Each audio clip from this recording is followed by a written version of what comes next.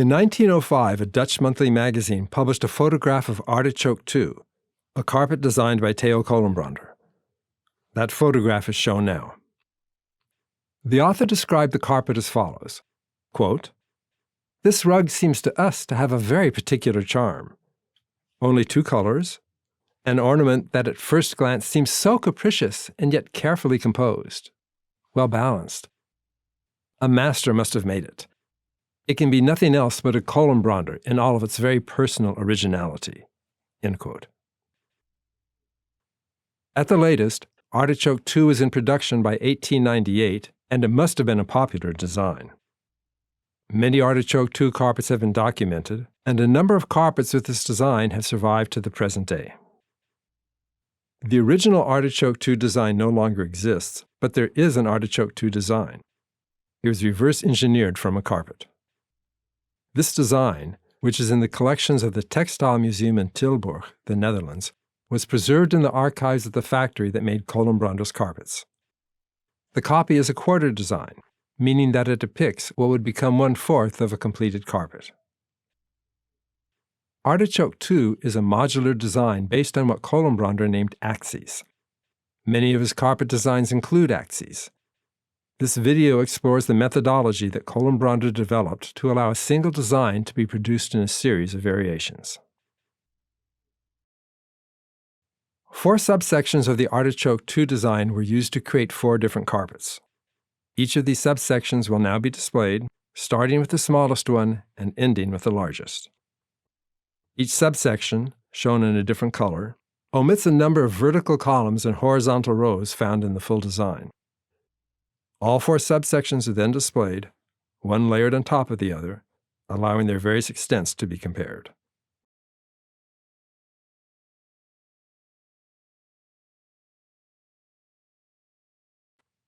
Three Artichoke 2 designs will now be shown, each of which is slightly different from the others. For the first 2, the Artichoke 2 design is shown, and then portions are removed. The remaining part of the design is mirrored 3 times, after which a carpet woven with this variation is superimposed on the design.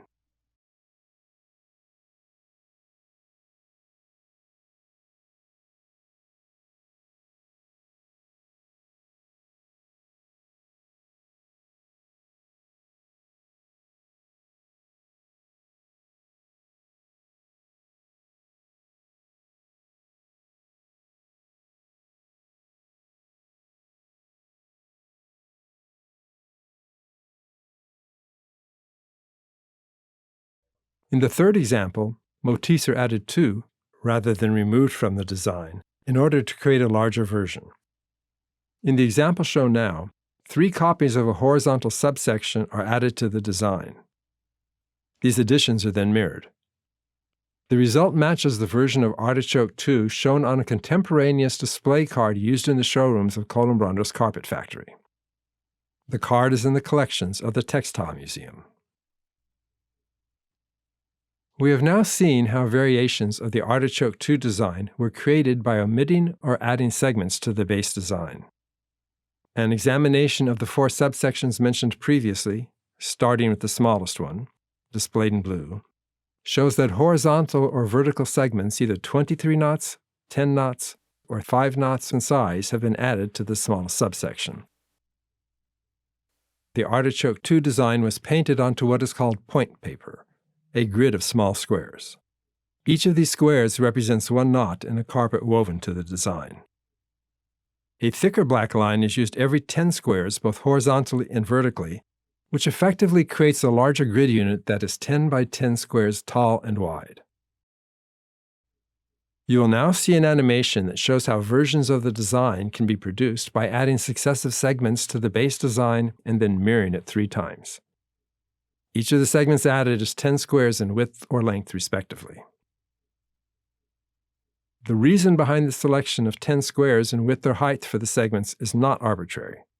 It will be explained later on in this video, when Colenbrander's use of point paper is discussed.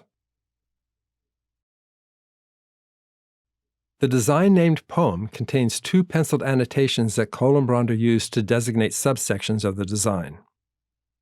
Each subsection is marked with the letter M. M stands for the Dutch word for middle, and it signifies the line along which a subsection of the design can be mirrored to create a smaller version. The line thus becomes the center of the smaller design. One such M is located on the design's width. It is shown here in yellow. Another M is located on the design's length, and that line is also shown in yellow. Both lines are now shown superimposed over the full design.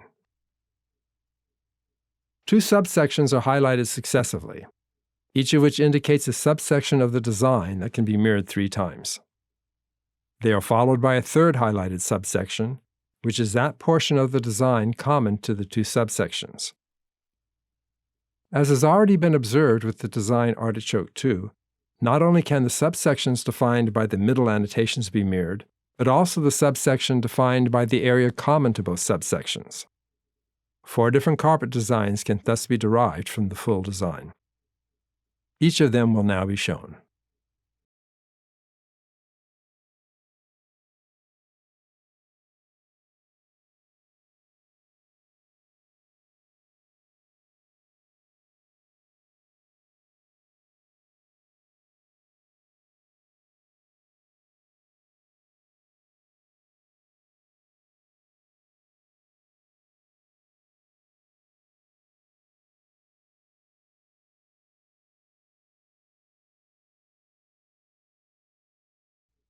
The design foaming beaker is not dated, but probably was created sometime between 1905 and 1910.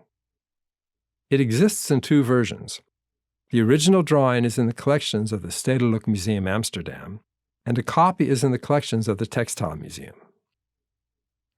Like the design poem, Colenbrander's annotations in this design specify 2 axes.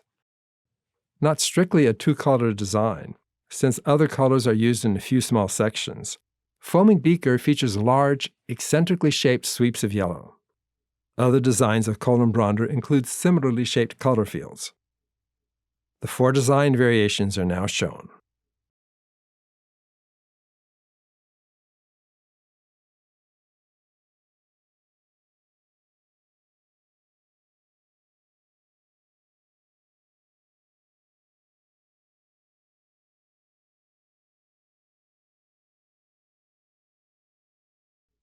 The design Sun also exists in 2 versions. The original drawing is in a private collection, while a copy is in the collections of the Textile Museum. This design includes annotations similar to those in foaming beaker, but in this case there are 3 M annotations along both the width and length of the design. This makes for a total of 9 variations. Because all axes are grouped close to the center of the full design, all variations are restricted to the central figure.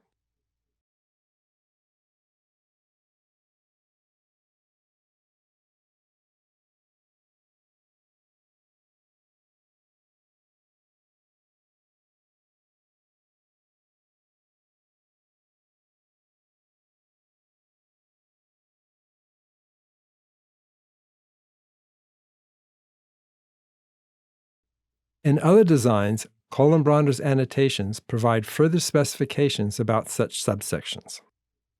He uses the term axis to designate them. The design seep contains such annotations about axes. One is marked as a large axis, a term used by Colenbrander to designate the axes along the full length and or width of a carpet design. A second one is marked as a small axis. Such an axis defines the smallest subsection of the design that can be mirrored 3 times. For the remainder of this video, these 2 types of axes will be called the major and minor axes. The major axis and seep will now be shown, drawn as a pink line, followed by the minor axis, drawn as a green line. One minor axis is specified along the width. It too is drawn in green.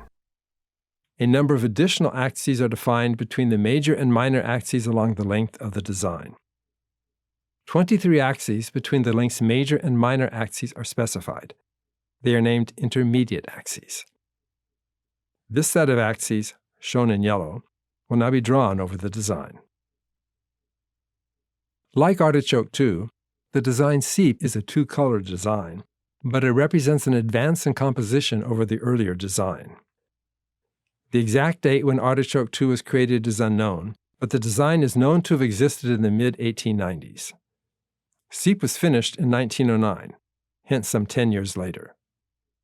As has already been shown, Artichoke 2 is made in a variety of sizes, but the larger versions were created by repeating instances of motifs in the center of the design. SEEP stands in contrast to this approach, as there are no repeated motif instances present in the design. All SEEP variations are derived from the use of axes, and they will now be shown. The combination of eccentrically shaped solid fields and a minutely patterned central field results in a broad range of design variants. Some are more visually interesting than others, but as can be seen here, the sheer variety of design forms is quite striking. SEEP is 460 by 350 knots in size, so a full-sized carpet would contain 920 by 700 knots. Given the fact that 15 knots in a row of a Colenbrander carpet are 10 centimeters in length, a SEEP full-sized carpet would be approximately 6.1 meters long by 4.7 meters wide. In contrast, the smallest version of SEEP would be 2.9 meters long by 3.1 meters in width. Given the number of intermediate axes specified in SEEP, a total of 50 different variations of the carpet could be produced, each one different in design and size from all other variations. In addition, even smaller carpets could be made, since Colenbrander added additional axes on the other two sides of the design, designating them as axes to be used to create runners that would be mirrored only once. In the design Rigid, which dates to 1910, 2 axes are each marked as a major axis. 2 other axes are marked as a minor axis.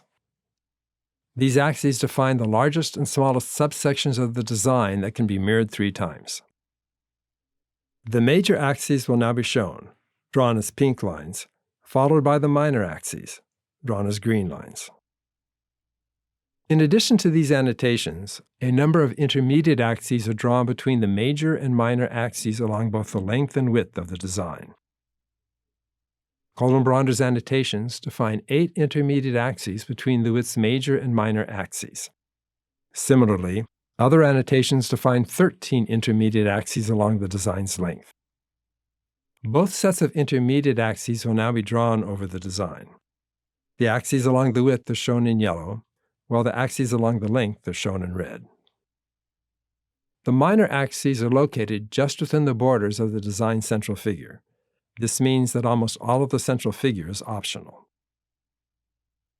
All variations of Rigid will now be shown. Colenbrander created his designs for a carpet factory.